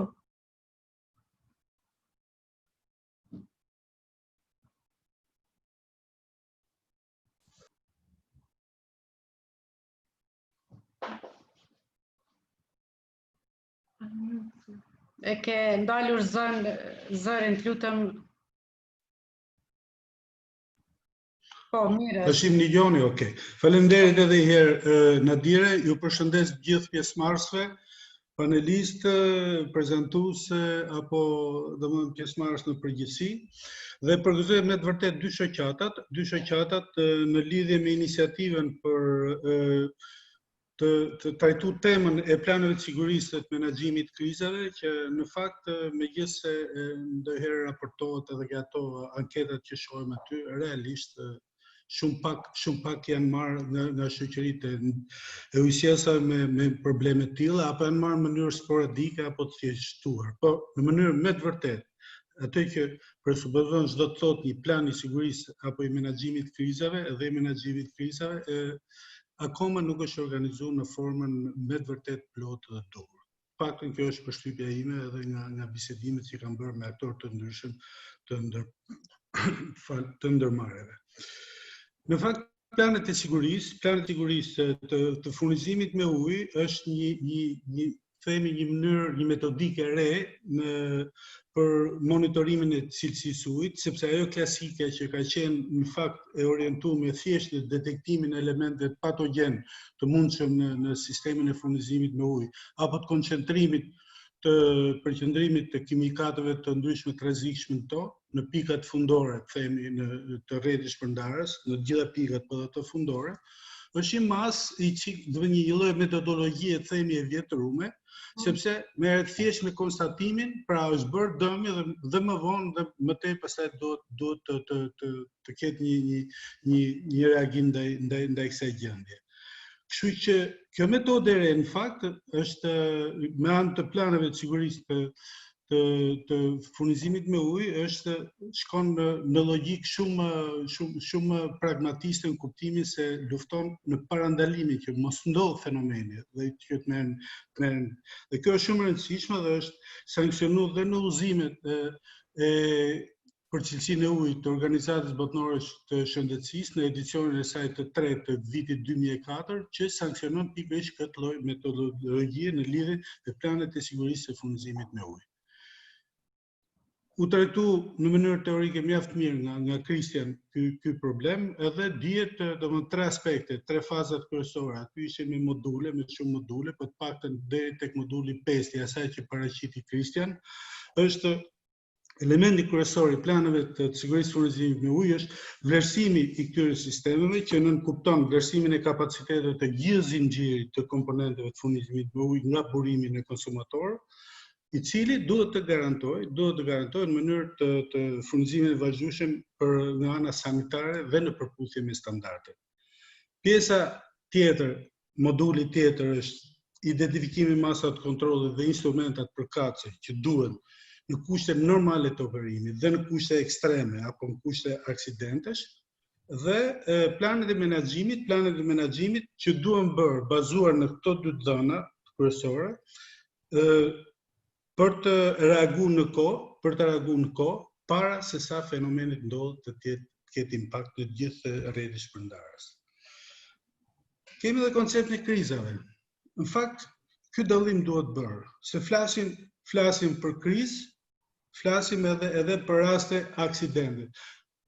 Aksidenti është do ta quajmë krizë apo do flasim për krizë në kuptimin klasik, e cila mund të jetë të karakterit ndryshëm, ekonomike, sociale, natyrore, përmbytje, thatësira, themi ndotje të ujrave nëntoksore apo superfaqësore, tërmete, që nuk diskutohet kjo shumë, apo aksidente ndryshme në një defekt, në një element të sistemit, të kush do të jetë reagimi dhe që duhet edhe kjo të jetë përcaktuar në planet e menaxhimit të furnizimit me ujë. Dhe kam idenë që pjesa e krizave klasike që flasim është në aspekte mjaft të gjëra dhe nuk mund ta ezaurohet gjatë një webinari të tillë, por duhet marrë shkat, domethënë ngrat mas ngrat, që mund diskutohet në faza të ndryshme, por që është hap loja për këtë punë është bërë jashtëzakonisht mirë. Biles kemi pasur diskutime përpara dhe me shoqatën dhe të organizojmë çik edhe në nivel të përpjekjeve tona se si duhet me arrit që ndërmarrjet e ujësisë kanalizimet të kenë këto planet menaxhimit furnizimit me ujë, si duhet të trajtu njerëzit, si duhet të realizu këto plane e kështu me radhë. Dhe shqyr që ka fillu që është hap themi kjo lojë. Në konceptin e aksidentit apo të krizave, kam idenë për gjendjen aktuale është kjo kriza e COVID-19 është krizë. Por ajo që duhet të theksoj, të paktën ky është mendimi im personal, që e kam theksuar ndoshta edhe në webinarin tjetër, është duhet të kuptojmë një gjë. Kriza e Covidit nuk është krizë uji. Krizë shërbimes furnizimit me ujë. Fatmirësisht, në këtë pandemi, sëmundja e këtij Covid, e këtij koronavirusit, nuk përhapet me ujë. Efektet tjera që kemi që duhet i marrim parasysh dhe që flasim shumë nga ana teorike, kam idenë i bëjnë dëm çështjes sepse shpërqendrohen vëmendjen. Për mua është krizë ekonomike, krizë qëndrueshmërie financiare e ndërmarrjeve të ujësisë. Jo krizë cilësie shërbimesh. Kjo duhet të theksuar. Nuk është krizë cilësie shërbimesh. Nuk është përhap pandemia nga uji, nuk ka se të marrim masa shtesë për frenimin e pandemisë nga uji, sepse kërkesa për ujë në gjithë anketat që kemi bërë mbetet në ato nivele. Ndoshta ka disa gjëra për tu diskutuar, por kjo është krizë ekonomike. Ndërmarrja e ujësisë i mbledh dot lekët që të mbulojë kostot për shpenzimet, kostet e operimit mbajtjes, kjo është pyetja thelbësore. Kemi pjesën 2-3 mujore që kaluam me gjithë problematikën e saj, dhe tash është pjesa tjetër, se pandemia e prit edhe të zgjasë 2-3 vjet dhe ka impakte ekonomike jashtëzakonisht të mëdha. Pra, bjen ekonomia, bjen të ardhurat e gjithë familjeve shqiptare, bjen të ardhurat e bizneseve, mbyllen bizneset, të gjithë këto janë kontraktorë, janë klientë të ujësisë, për cilën lëshohen fatura, ndërkohë që paga shumë shpenzimet, kostot e operimit mbajtjes së ujësisë mbesin po ato. Po ajo sasi e ujit përdoret, po ato kimikate përdoren, po ajo fuqi punëtore, staf është e ndërmarrjeve të ujësisë, po ajo energji elektrike përdoret, ndërsa nëse bjen numri klientëve apo bjen sasia e ujit faturuar, do të thotë që pastaj si do ta zgjidhen problemin. Do ta zgjidhen duke rrit tarifën, sa baui pilafit, themi për këtë punë, për ballueshmëria, qoftë edhe në aspektin social edhe mentalitet dhe psikologjik së punës, për barierat që mund të hasen nga ana sociale, apo kjo punë do subvencionohet nga qeveria apo qeveria qendrore, qeveria lokale, si qyshtek, janë të gjitha për të diskutuar. Por theksoj këtë fakt që duhet i mbëshojmë shumë problemit, si do të zgjidhen problemin e qëndrueshmërisë financiare të ndërmarrjeve. Po i them vetëm një fakt, të paktën për 2-3 vite, 2-3 muajt e parë, u pezulluan gjithë aktivitetet. Biznesit marrin vetëm bar restorantet. Janë mbi 20.000 në Shqipëri. Sikur 2 metra kubuj në ditë të harxhonte secili nga këto, të cilat nuk faturohen më, është ekuivalente me rreth 800.000 banor faturim. Sepse përgjithsisht çmimet e ujit për tarifet e ujit për bar restorante janë rreth 2 fishi i atyre familjare. Pra, nga 400.000 shko direkt 800.000.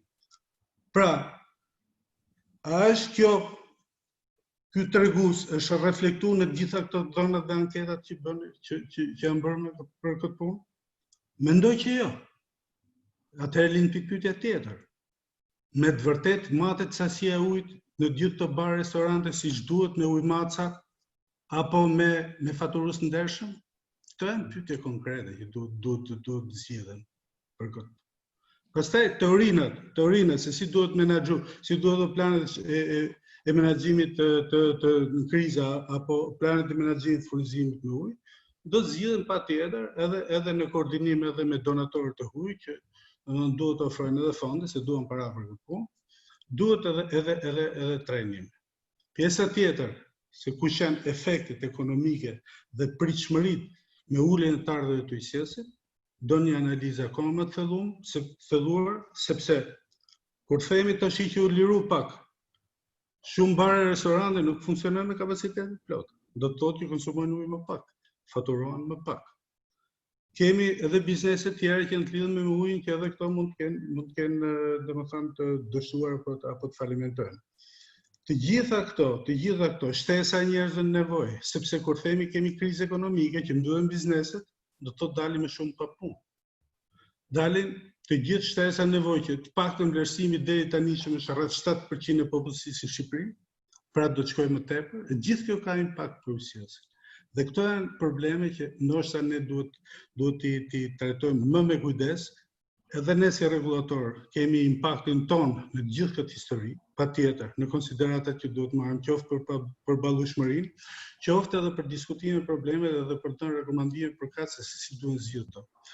Kuptohet duke pas parasysh se sa kohë kam dispozicion, nuk doja të hyja në të gjitha detajet e kësaj pune, trajtova në mënyrë të përgjithshme dhe ndoshta praktike dhe jo shumë teorike, që patjetër planet e menaxhimit të furnizimit me ujë, që duhet t'i ndajmë nga ato të krizave klasike ato që tham, por për aksidente që ndodhin në ujësjes e tjerë, është një domosdoshmëri që patjetër do kërkon angazhimin tonë dhe ne jemi gati të ofrojmë për së bashku me dy shoqatat apo dhe me institucione tjera, në kuptimin e marrjes së iniciativës që thesi përpara këtë punë, dhe një herë vetë theksin jo keq interpretimi, por domethënë humbja e fokusit tek pjesa e krizës në sektorin e furnizimit me ujë për pjesën e pandemisë së COVID-19 që të paktën për mendimin tim personal është ajo të cilën trajtova më parë.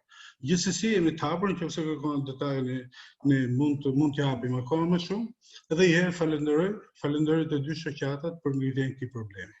Nëse ka pyetje jemi të hapur. Faleminderit shumë, Andriçem, e çmojmë shumë lart kontributin tuaj edhe ashtu s'kisha arsye fare të ndërpres, përmbledhja nga ju që u paraqit këto është për të vlerësuar dhe një mend janë çështje që në të vërtetë rënduan sektorin. Ne do të kalojmë tani fjalën, e kemi edhe zëvendës drejtorin e autoritetit rregullator të ujit në Kosovë. Ata më herët më njoftuan se kanë disa probleme me internetin, përderisa të rregullohet me ta. Ne së bashku sot i kemi edhe dy ekspertë tanë angazhuar në Këshillin Ndërministror të Ujrave në nivelin qendror, në nivel të zyrës së kryeministrit, zotin Afrim Laçi dhe zotrin Baton Begolli. Tash ata të dytë janë kolegë, të dytë janë të kyçur shumë ngushtë me politikat dhe me ujësjellsat dhe do dëshiroja edhe qëndrimin e tyre institucional, opinionin në lidhje me këtë iniciativë tonën për rëndësinë e planit sigurisë të ujit dhe menaxhimit të krizave.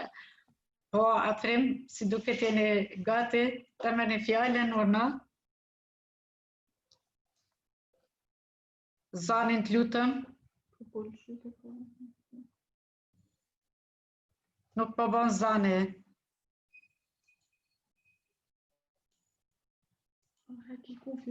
Heki pufjet, se mos e keme mikrofon. Nuk ndëgjosh, Afrem.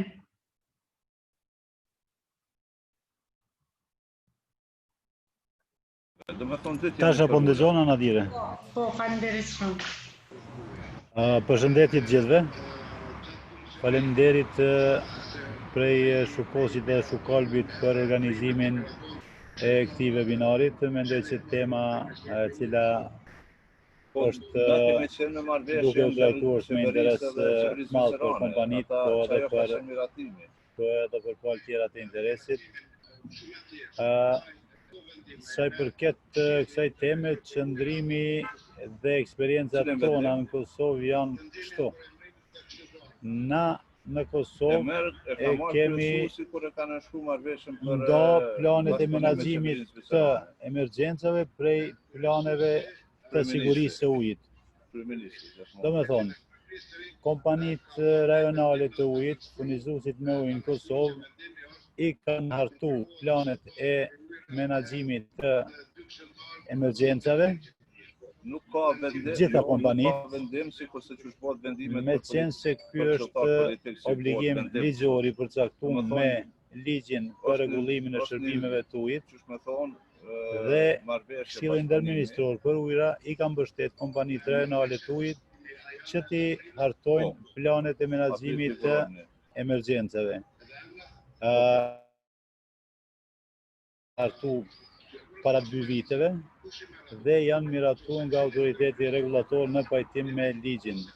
Mendoj që është një zhvillim shumë pozitiv hartimi këtyre planeve edhe miratimi tyne, si dhe zhvillimi i kapaciteteve në kompani që ti implementojnë këto plane. Sa i përket planeve të sigurisë së ujit, water safety plans, ne jemi koshient për rëndësinë e këtyre planeve dhe rrjedhimisht në legjislacionin e ri për cilësinë e ujit të pijshëm, ne kemi fut konceptin e planeve të sigurisë së ujit si obligim i cili duhet të zbatohet nga kompanitë rajonale të ujit. Do me thonë, me legjislacionin e ri për cilësinë e ujit të pijshëm, apo ndëgjojmë? Përderisa ata kanë dashme në përfshi, se ka ministër që për shembull s'ka dashme. Nuk po të ndëgjojnë Adire. Në përfshi se po. Se na dire ke mikrofonin e mbyllur, Afrim, kam përshtypjen që je i ulur me dikë aty ngjitur, duhet kesh dikë pranë, sepse dëgjojmë dhe një zë tjetër në fakt, duke qenë se je pa mikrofon. Je duke folur direkt në laptop. Po, apo ndëgjohem? Po të ndëgjojmë ti shumë mirë, po të ndëgjohet e badorni duke folur, nëse... Jemi afër?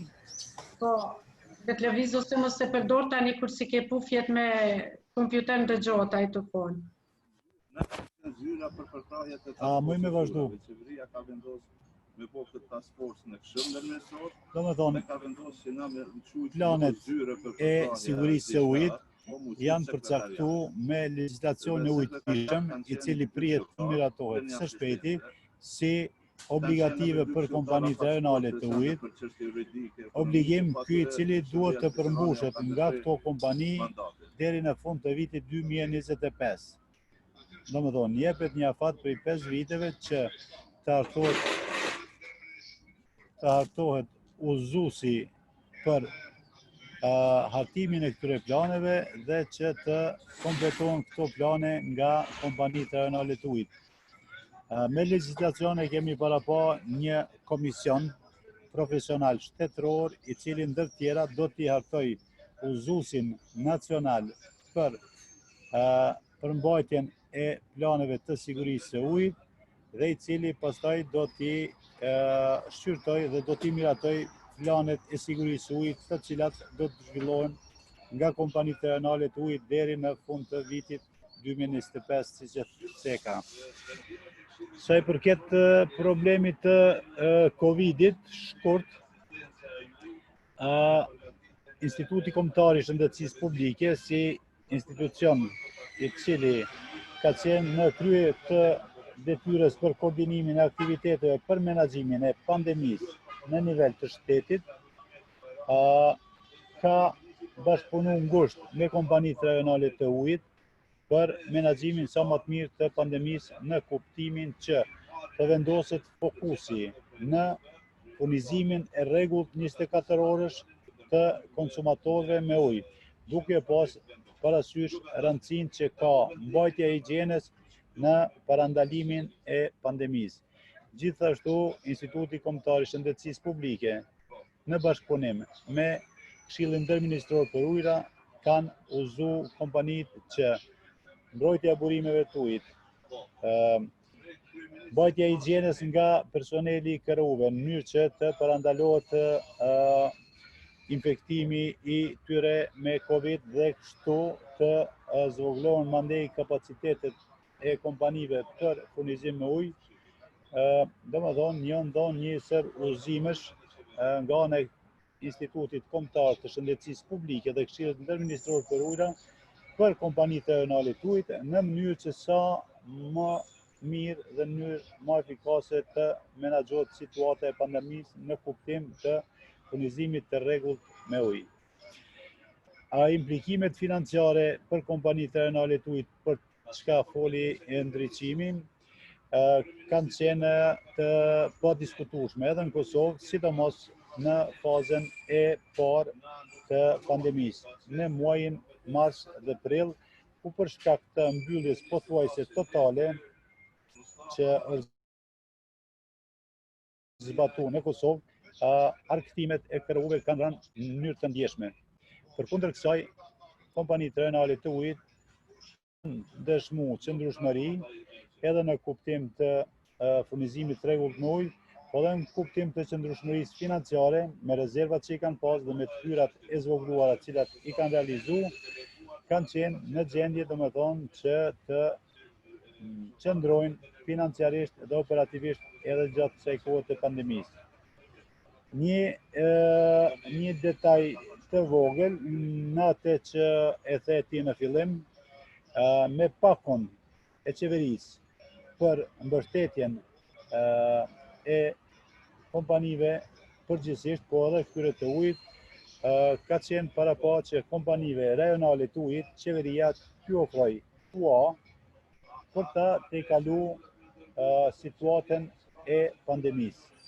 Aplikimin për këtë lloj të mbështetjes e kanë bërë vetëm 2 kompani, jo të gjitha siç the ti, domethënë për saktësi, 2 kompani kanë aplikuar dhe ato të 2 kompani kanë marrë mbështetje në fond të huas, po kjo hua më vonë është shndruar në grant. Domethënë një ndan Mjete po kthim. Kjo është ajo që unë e konsideroj si pikë vështrim dhe kontributimi në temën që po e diskutojmë. Faleminderit.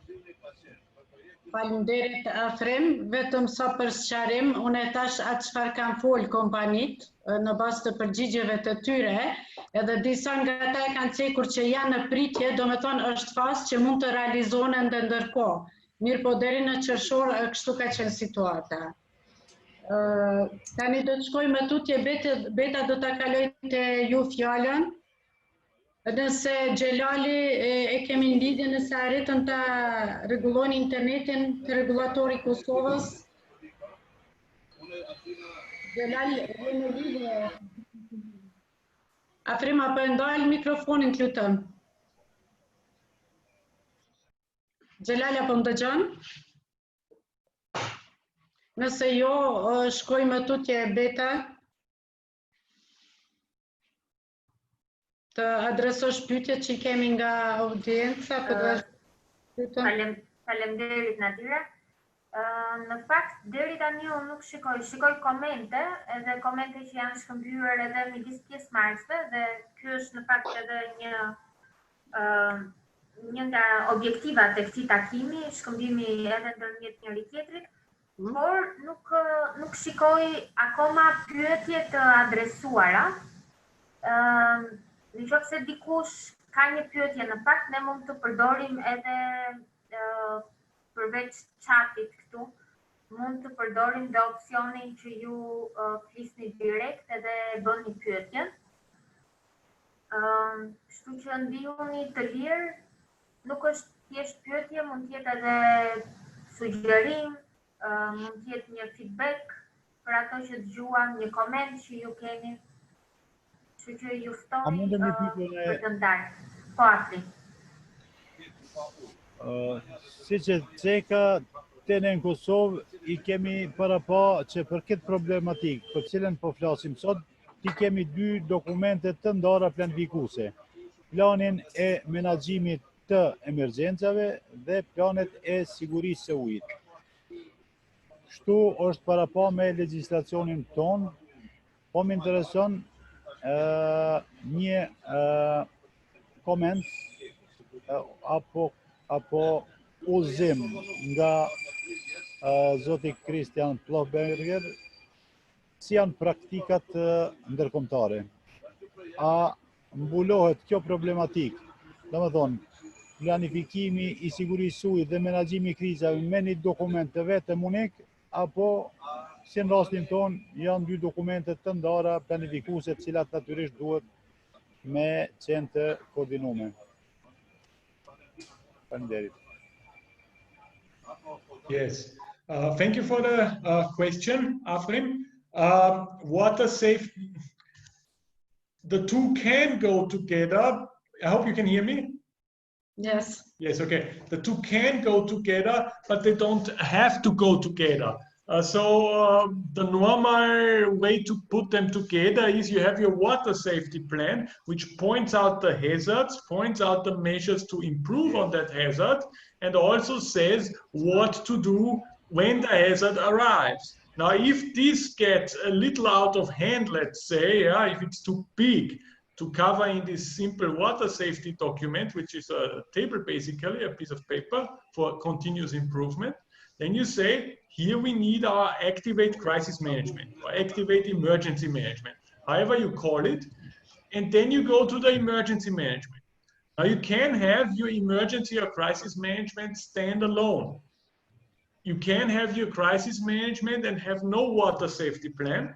The crisis management will prepare you for any crisis without specifically naming them. What we need is a little risk identification that we need. So we need to know what we're talking about, but we don't need the full water safety plan. The water safety plan is a very good tool for improvement or improving on these risks long term. The crisis management does not do. The crisis management reacts just a little bit by training them, and focusing awareness, but not really. The crisis management acts when the crisis comes, whatever comes. So these two can be separate, they can be together. In the end, they are separate, standalone. They are documents which refer to one another, but they can also stand alone. Thank you. Faleminderit Kristian. Xhelal apo na ndëgjon, a jeni në lidhje? Apo jo, si duket jo? Beta mund të vazhdosh lutem? Po. Ndonjë koment ose pyetje tjetër nga pjesëmarrësit? Ndihuni të lirë, mund të hapni mikrofonin edhe të ndani, domethënë diçka nëse keni me Kristianin, me ne.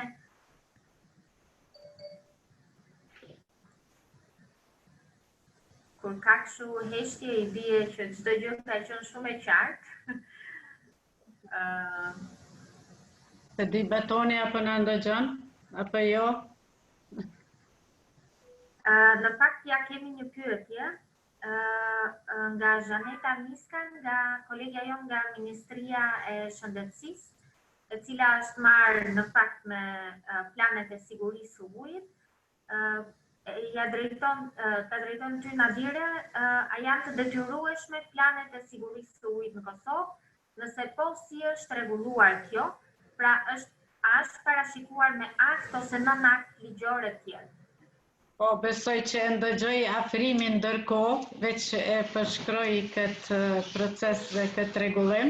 Nëse ka për të plotësuar edhe diçka afrimi, mund të flas? Po, planet e sigurisë së ujit janë përcaktuar si obligative me legjislacionin për cilësinë e ujit të pijshëm. Ky legjislacion është amenduar tash së voni dhe pritet miratimi i tij të ndodhë brenda këtij viti. Domethënë me legjislacionin e ri, i cili është në proces të miratimit, planet e sigurisë së ujit janë obligative në Kosovë. Afrim, tani unë e kom një pyetje, është fjala për planin emergjent në nivel të shtetit apo po fokusohet vetëm për sektorin? Kështu, planet e menaxhimit të emergjencave janë plane cilat janë përcaktuar si obligative për kërut me ligjin për rregullimin e shërbimeve të ujit. Ky ligj ka hyrë në fuqi para 6 viteve, para 4 viteve më fal, dhe këto plane janë hartuar nga KRU-t. Të gjitha KRU-t i kanë të hartuara dhe të miratuara planet e menaxhimit të emergjencave. Këto janë një kategori e veçantë të planeve. Sa i përket planeve të sigurisë së ujit, që i referohen ujit të pishëm, këto plane janë parapa me legjislacionin e ri për cilësinë e ujit të pishëm, i cili është draftuar dhe është në proces të miratimit që pritet të ndodhë këtë vit. Jo është dona fati, si që thash, kompanive të ujit që brenda 5 viteve tashme ti hartojnë, ti kompletojnë këto plane deri në fund vitit 2025. Kështu është parapa.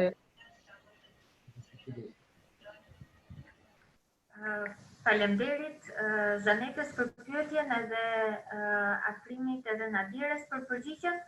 Ndërkohë, nëse dikush ka diçka tjetër për të ndarë, tani është momenti. Po, në fakt Zhaneta, po, ka një sqarim. Ndoshta për problem me audio sot nuk e dëgjova gjatë prezantimit nga zoti Akrim. Në fakt edhe ne parashikojmë përfshim planet e sigurisë së ujit në amendimin e BKM-s së ujit të pishëm. Ndërkohë që ka një pyetje për Akrimin nga Monika Vejseli, nga programi i ujit Prangis në Shqipëri, kush është autoriteti që miraton dhe monitoron planet e emergjencave për shoqëritë në Kosovë? Akrim, nëse mund të na përgjigjesh, ose Nadirja, se kam përshtypjen që Akrimi u largua. Po besoj që Akrimi është këtu. E dëgjove pyetjen? Zërin, Afrim. Duhet hapur mikrofoni, ja? Zërin, lutem, e ke nal zërin. Mikrofonin. E ka të pufje nga kompjuter. Po, tani po. Jo, nuk të dëgjojmë në fakt. Kam përshtypjen që pak. Edhe një pyetjen tutem Beta. Po, atëherë pyetja është, kush është autoriteti që miraton dhe monitoron planet e emergjencave për shoqëritë e ujit në Kosovë?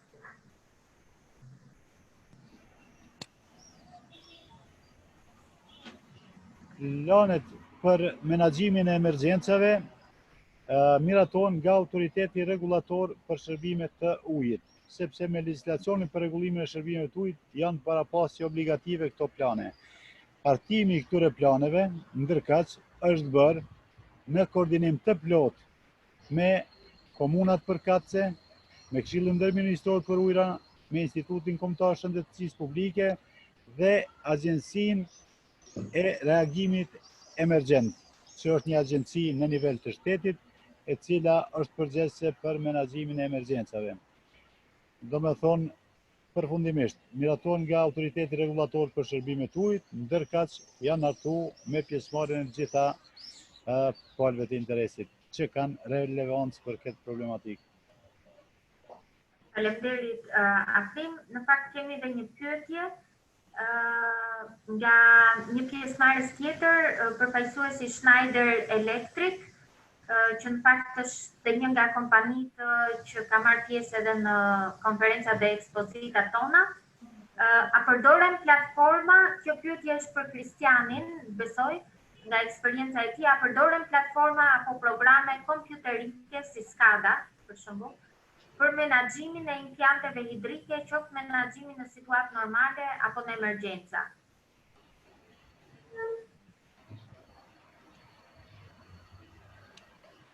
What kind of plans again? Platforms or computer programs like SCADA for management of water plants, during normal management, operation and management, or in emergencies. Yes, so from experience, there is two things. You can use SCADA data or SCADA parameters in your water safety plans if you go into that detail. You don't always do this, but depending on the risks you will. So you will refer to your systems, and your system itself might be a risk if it malfunctions, does not work, is compromised by some terrorist. So there are scenarios here. That's for one thing. And the second one is which we have done 2 crisis scenarios of this kind last year, where we actively played a crisis management scenario with the crisis management staff. So they were confronted with a situation where the SCADA system would A, malfunction, or B, be actively manipulated. So we went through this scenario, planning it with the technicians. So we had to look a lot into the system, also the SCADA system and also the underlying water system, to get the necessary steps and the necessary one after the other events in a proper order to have a realistic scenario. And then we played this out, which is very interesting, because water services or other services also, they generally rely very much on their SCADA systems. Now what happens, and these are regularly very secure, yeah? So you have to look hard to find vulnerabilities. And once you expose one, they are not really prepared, because they're not prepared for this not functioning. So these are very interesting scenarios. Faleminderit Christian për përgjigjen. Po provoj edhe një herë ta dëgjojmë zërin e rregullatorit Kosovës, Xhalal. Me qënë se kemi dhe pak minuta kohë. Po, përshëndetje. Apo ndëgjohem? Po mirë, shumë faleminderit. Po na. Përshëndetje për gjithë panelistët. Ne në fillim patëm probleme teknike, kështu që nuk pata mundësi me ndëgjue të gjitha diskutimet. Besoj që kanë qenë shumë të rëndësishme edhe për neve. Mirë po unë për shkak se nuk kemi fort atë mundësi kështu gjatë me folë për shkak edhe kohës, unë vetëm shkurtimisht kisha me diskutu diçka rreth vlerën e planeve të sigurisë ujit dhe menaxhimit të krizave. Bazuar në ligjin për rregullimin e shërbimit të ujit, ndër aktet që duhet të hartohen nga ofruesit e shërbime dhe janë aprovuar nga RUI janë planet e menaxhimit të tharësisë, planet e furnizimit e ujit në situata të emergjencave.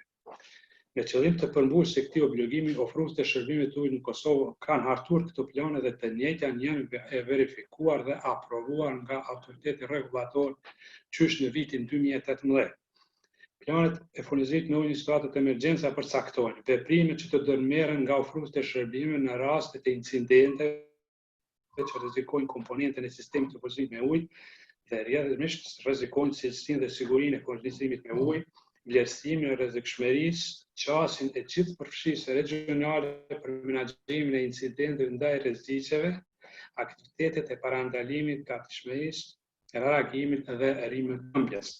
Plani i menaxhimit të emergjent përmban informatat më rëndësishme vitale siç janë: përshkrimin e zonës së shërbimit dhe komponenteve kryesore të sistemit të furnizimit me ujë, me elementet e sistemit të ujësjesit, objektet, kaptinat dhe impiantet trajtimit të ujit, stacionet e pompimit, rrjetet shpërndarës të ujësit e tjera, përshkrimin e fatkeqësive natyrore dhe fatkeqësive të tjera, si dhe vlerësimin e rrezikshmërisë për komponentën e sistemit të furnizimit me ujë nga këto fatkeqësi, procedurat e aktivizimit të planit, lista me detaj kontaktuese të shërbimeve emergjente, institucionet të linjës, kontaktore, konsumatore special, spitalet, policinë e tjera, media dhe krut dhe të tjera, përcaktimi kush operon pjesë kritike të sistemit në rast të mungesës së personelit, përshkrimin e mënyrës për marrjen e ujit nga burimi, alternative nëse paraqitet nevoja, përshkrimi i metodave të njoftimit të konsumatorëve për situatat e emergjencë dhe përshkrimi e këtyre për veprimet në këto situata.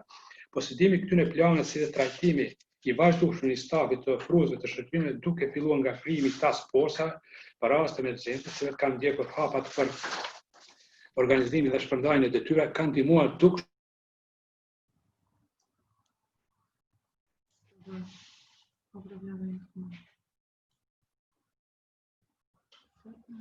si duket prap kam problem.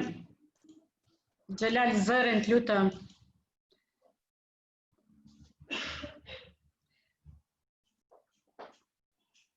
Kështu që Është rregull tash. Ndëgjohet, kohën e kemi pak të kufizuar edhe ta kish parasysh që kemi përkthim simultan gjatë tërë kohës. Kështu që mjafton të cekët ligjit cilat kanë kalu edhe apo dokumente. Vlerat e plan, vetëm edhe pak, vlerat e planit sigurisë dhe menaxhimit të krizave qëndron në minimizimin e rreziqeve, veprimet e menjëhershëm, ndihmon ofruesit të shërbimit në përmbushjen e kërkesave rregullatore, standarde të shërbimit rregullatore dhe kërkesa të tjera, të cilat paraqiten në raste të emergjenca, rritjen e eficiencës, mbajtjen e kostove të biznesit, ngritjen e përgjegjësisë së punonjësve dhe popullatës, ngritjen e besueshmërisë dhe imazhit publik të kompanisë. Cacirat e shkaktuara nga ndryshimet klimatike të servitit të fundit në Kosovë kanë ndikuar dukshëm në rrezikimin e punësimit me ujë, si dhe përballja me situatat e fundit të krijuara nga Covid-19 ka vënë në panevojë hartimit të planeve dhe me të detajuara dhe të studiuara mirë me qëllim të veprimet të menjëhershme të gjithë palët për të siguruar furnizimin e rregull dhe sigurinë e shërbimeve të ujit. Unë kaq kam për momentin, nëse më lejohet, nëse kam kohë kisha më shtuar edhe diçka shkurtimisht. Unë Nadirën dhe më ndëgjova se masane ju ndërprej lidhja se ka rënë dhe shkalla e inkasimit. Ne kemi një vendim në muajin e 4 kur e kemi aprovuar për pezullimin e ndërpresave së shërbimeve të ujësisë. Domethënë, ndalohet ndërpreja e shërbimeve të ujit për çfarëdo rasti. Kjo ka ndikuar, domethënë, që të bie shkalla e inkasimit dhe njëkohësisht të rriten edhe humbjet e ujit, sepse ne jemi në kontakt vazhdueshëm me kompanitë edhe këto na kanë, edhe përkundër asaj që ata kanë bërë presion që këtë vendim na ata shfrytëzojnë mirë, por në momentin ne nuk kemi pas mundësi me shfrytëzu për shkak situatës së rënduar në kohët e fundit. Tash, cilat kanë qenë ato problemet gjatë pandemisë që i kanë hasur kompanitë? Për shembull, ka qenë mos leximi i rregullt i ujmatësve, për shkak se edhe rregullora i lejon ata që çdo 3 muaj të bëhet leximi, domethënë kanë të çdo 3 muaj apo 4 herë në vit, si dhe mos shfrytëzimi i kapaciteteve për shkak se normal që gjatë kësaj kohës ekonomia nuk ka funksionuar, domethënë, dhe nuk kemi pasur ndonjë argjim. Por ndryshe saj përket probleme tjera normal që kanë qenë natyra të ndryshme që kanë ndodhur dhe më herët, për momentin situata më mërmenja sa është stabile, edhe uroj që t'jetë kështu edhe me tana. Faleminderit. Nëse ka eventualisht ndonjë pyetje konkrete. Po faleminderit shumë. Beta, kena një pyetje tjetër këtu? Jo, në fakt Nadira, nuk kemi më pyetje, edhe jemi në 4 minutën e fundit. Tamam në kohë për të bërë mbyllje, kështu që më vjen mirë që patëm edhe arritëm të lidheshim edhe me rregullatorin e Kosovës për të patur kontributin e tyre. Në fakt unë besoj bashkarisht Nadire të vazhdoj me mbylljen. E para njerë dua që të falenderoj shumë Kristianin për prezantimin e tij teknik, por që na e solli shumë lehtë edhe na e bëri shumë interaktiv, edhe duke integruar pyetjet për të na mbajtur të angazhuar edhe për ta ndjekur më mirë. Falenderoj shumë kontributin për kontributin e tyre kryetarin e entit rregullator në Shqipëri, zotin Ndriçim Shami, kryetarin e entit rregullator Kosovë, zotin Xhelal Selmani. Falenderoj shumë zotin Afrim Lajçi nga Këshilli ndërministror. Duhet ta gjej Këshilli ndërministror. Faleminderit Nadire për kontributin tuaj, edhe në fakt edhe për gjitha idetë që juve ndat. Faleminderit që ndat qoftë ato, nuk do thosha kritika, por gjëra që ju i shikoni që duhen parë mbase me më shumë vëmendje, por gjithashtu edhe për mbështetjen e kësaj iniciative që në fakt sot është një gjë shumë e vogël që ne kemi nisur, sikurse e tha edhe zoti Shani. Ideja është të dy shoqatave që ta çojmë më tej këtë iniciativë dhe të konkretizojmë në gjëra prej vërtetit që ju duhen në fakt ndërmarrjeve në punën e tyre të përditshme, por që janë edhe detyrime do thosha ligjore në të dy vendet tona. Kështu që do doja në fakt falenderoja edhe të gjithë pjesëmarrësit, Shumë faleminderit për që na ndoqët edhe që na ndoqët në mënyrë aktive, qoftë duke u bërë pjesë e pollave, por edhe duke përfshirë pyetjet tuaja edhe komentet tuaja që i ndatë edhe me ne. Dhe dua të falenderoj shumë edhe përkthyesën tonë Etlevën dhe ekipin e saj, gjithashtu falenderoj dhe Etleva, falenderoj shumë edhe Albanin që na ndihmoi shumë me gjithë pjesën mbrapa logjistike të realizimit të këtij webinari. Nadire, nëse do të shtosh edhe nga ana jonë të gjitha ato falënderime që i ceke ti, i bashkohemi. Kështu që veç dua t'ju njoftoj që hapat e mëtejshëm të dy shoqatat kanë planin e tyre për ta quar këtë punë më tutje. Ne edhe ashtu kemi parashikuar dhe kemi filluar edhe më herët diskutimin rreth kësaj teme me përkrajen e IAVD-s përmes programit DILIP dhe uroj që ky takim i sotët të jetë një nismë e mbar dhe të fillojmë sa më shpejt edhe me punën e hartimit të këtyre planeve. Ju faleminderit gjithëve dhe uroj shëndet, siguri për të gjithë ju dhe të takohemi në kushte më të mira. Po përcjell edhe një të fundit fare, më fal Nadire, duke qenë se presidenti i IAWD na u bashkuan në momentet e fundit, përcjell të falat edhe përshëndetjet e tij në fakt, duke qenë se ky program që ne prezantuam sot bëhet edhe në kuadër të DILIP, të Danube Learning Partnership, i cili realizohet në partneritet me IAWD. Faleminderit edhe një herë. Faleminderit, përshëndetje gjithë. Besoj të fillojmë pa pandemi, është një nga komentet. Faleminderit.